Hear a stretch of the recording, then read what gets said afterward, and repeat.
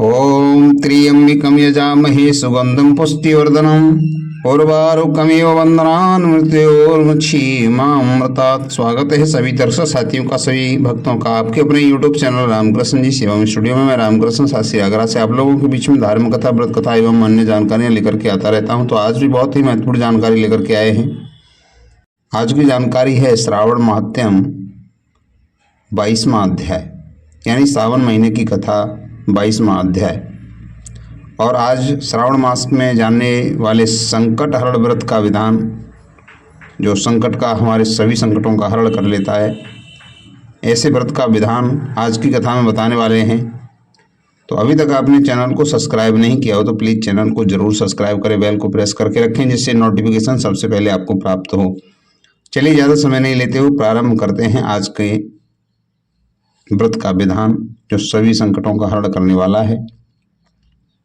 ईश्वर बोले, हे मुनि श्रेष्ठ, श्रावण मास में कृष्ण पक्ष की चतुर्दशी तिथि के दिन सभी व्रत फल प्रदान करने वाला संकटहरण नामक व्रत करना चाहिए। सनत कुमार बोले, यह व्रत किस विधि से जाना चाहिए, इस व्रत में क्या करना चाहिए, किस देवता का पूजन करना चाहिए, इसका उद्यापन कब करना चाहिए, इस विषय में विस्तार से बताइए।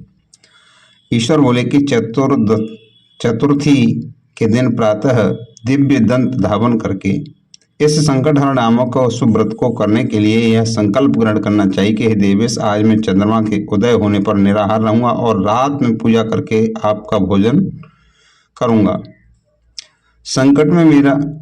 संकट से मेरा भोजन जो है, हे ब्रह्मपुत्र, इस प्रकार संकल्प लें और संकल्प करके शुभ काले तिलों से युक्त जल से स्नान करके संपूर्ण अहनिक रचनाएं बनाने के बाद गणपति की पूजा करनी चाहिए।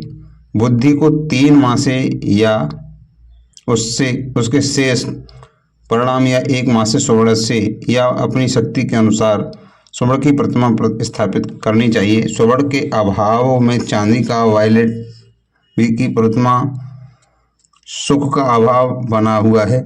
यदि निर्धन हो तो वह मिट्टी की शुभ प्रतिमा बना लें। बुरा वित्ती स्थिर न करें, क्योंकि ऐसा करने पर कार्य नष्ट हो जाता है। राम अष्टदल कमल पर जल से पूर्ण और वस्त्र युक्त कलश स्थापित करें और उसके पूर्ण पात्र के ऊपर वैदिक मंत्रों द्वारा शैल उपचारों से देवता की पूजा करें। हे विप्र, तिलयुक्त 10 उत्तम मोदक निर्माता, उसमें से 5वें मोदक देवता को स्थापित करें और 5वें मोदक ब्राह्मण को प्रदान करें। भक्ति भाव से उस विप्र की देवता की भेंट पूजा करें। यथाशक्ति दक्षिणा देकर के यह प्रार्थना करके, हे विप्र, आपको नमस्कार। हे देव, मैं आपको फल और दक्षिणा से युक्त 5 मोदक प्रदान करता हूँ। हे द्विज श्रेष्ठ, मेरी विपत्ति को दूर करने के लिए यह ग्रहण करें। हे विप्रोप गणेश्वर, मेरे द्वारा जो भी नया अधिक या द्रव्यहीन बनाया गया हो वह सब पूर्णता को प्राप्त हो। इसके बाद स्वादिष्ट अन्न से ब्राह्मणों को भोजन कराएं। उसके बाद चंद्रमा को अर्घ्य प्रदान करें। उसके मंत्रकार से सुने, हे क्षीर सागर के प्रादुर्भूत, हे सुधारूप, हे निशाकर, हे गणेश की प्रतिमा को बढ़ाने वाले, मेरे द्वारा दिए गए अर्घ्य ग्रहण करें। यह विधान के लिए गणेश्वर आकर्षक होते हैं और औजार फल उपलब्ध कराते हैं।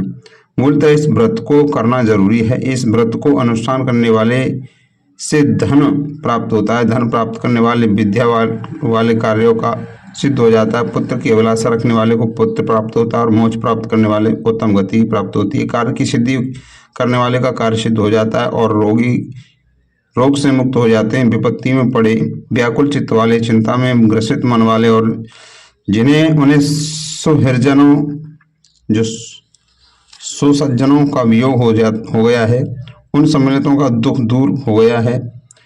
यानी यह व्रत सभी प्रकार की संपत्ति प्रदान करने वाला है। उन्हें सभी प्रकार की धन संपत्ति प्रदान करने वाला है। पुत्र पुत्री आदि देने वाला है। ओम नमो हम्यर्भ्य मधोदिताय संकटस्य कष्टाय स्वाहा। को बोलना चाहिए। बुद्धिजीवी व्यक्ति को इंद्र आदि लोकपाल की सभी दिशाओं में पूजा करनी चाहिए। अब मैं मोदक की दूसरी विधि आपको बताता हूँ। कटे हुए मूंग और तिलों से घी में पकाए गए और गारे में छोटे छोटे मिश्रण से मिश्रित मोदक गणेश जी को बचाएं। उसके बाद दूरबा से आकर्षण करके इन नाम से पृथक पृथक गणेश जी की पूजा करें।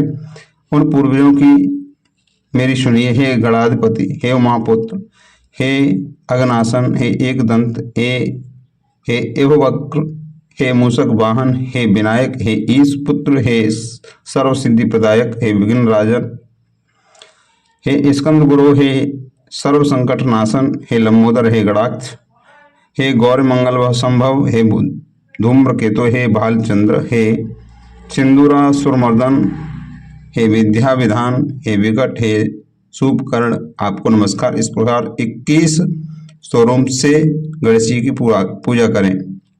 उसके बाद भक्ति से विनम्र नम्र प्रसन्न बुद्धि से गणेश देवता से इस प्रकार प्रार्थना करें कि हे विघ्न आपको नमस्कार है, हे उमापुत्र, हे अगनासन, जिस उद्देश्य मैंने यथाशक्ति आपकी पूजा की है उसकी सलाह शीघ्र ही मेरे हृदयस्थ मनोरथों को पूरा करे। हे प्रभु, मेरे सम्मिलित में विभिन्न प्रकार के सभी विघ्नों का नाश किया। यह मैं सभी कार्य आपकी कृपा से करता हूँ और मेरे शत्रुओं की बुद्धि का नाश हो, मित्रों को प्रभावशाली करें। इसके बाद 108 आहुति देकर घर जाएं। उसके बाद व्रत की संपूर्णता के लिए मोदक का प्रदान करें। इस समय कहा गया है गणेश जी की आराधना के लिए 7 लड्डू और 7 मोदकों का वायन सहित ब्राह्मणों को फल प्रदान करता है। तदनंतर हे शतम पुण्यदायिनी कथा, यह इस मंत्र को सुनने के 5 बार प्रयास से चंद्रमा को अर्घ प्रदान करें। क्षीरोदारणवत् संभूत अत्रिगोत्र संभवम ग्रहणार्धम मया दंतम रोहिणाम सहित शशिना। क्षीर सागर से उत्पन्न तथा अत्रिगोत्र से उत्पन्न हे चंद्रमा, रोहिणी सहित आप मेरे द्वारा प्रदत्त अर्घ को स्वीकार करें। उसके बाद अपने अपराध के लिए देवता से प्रार्थना करें और अपने मूल के अनुसार ब्राह्मणों को भोजन कराएं। जिन ब्राह्मणों ने निहत्थे होकर के अपना अशिष्ट भोजन किया था वे स्वयं ग्रहण करें। यदि आप मौन 7 ग्रास ग्रहण करें और अशक्त हों तो इच्छा अनुसार भोजन करें। इस प्रकार 3 मास या 4 मास तक यह व्रत करें। उसके बाद बुद्धि को 5वें महीने में उद्यापन करें। उद्यापन कर देना चाहिए। उद्यापन के लिए बुद्धि को अपनी शक्ति के अनुसार स्वर्णमयी गणेश प्रतिमा बनाना चाहिए। उसके बाद उस भक्ति रचित मनुष्य को पूर्वोक्त विधान से चंदन, सुगंधित द्रव्य, अनेक प्रकार के सुंदर पुष्पों से पूजा करनी चाहिए और एकाग्र चित्त द्वारा नारिकेल फल से अर्घ प्रदान करना चाहिए। पायस से युक्त सब में फल और उससे लाल वस्त्र से लपेटकर यह बयान भक्त ब्राह्मण को प्रदान करें। साथ ही में स्वर्ण की गणपति की प्रतिमा की दक्षिणा में शामिल करें। व्रत की पूर्णता के लिए एक अधिक तिल का दान करें। उसके बाद विघ्नेश हों ऐसा पवित्र देवता से क्षमा प्रार्थना करें। इस प्रकार उद्यापन करने से अश्वमेध यज्ञ का फल प्राप्त होता है और मनोवांछित सभी कार्य सिद्ध हो जाते हैं। और हे सत्तम, पूर्व कल्प में स्कंद कुमार के चले जाने पर पार्वती ने मेरी आज्ञा से 4 माह तक यह व्रत किया था। तब 5वें माह में पार्वती ने कार्तिक को प्राप्त किया था। समुद्र पान के समय अगस्त जी ने यह व्रत किया था। तब 3 माह में विघ्नेश्वर की कृपा से उन्हें सिद्धि प्राप्त हुई थी। और हे विपेंद्र, राजा नल के लिए दमयंती ने 6 महीने तक यह व्रत किया था। तब नल को खोजी गई दमयंती को वे मिल गए थे।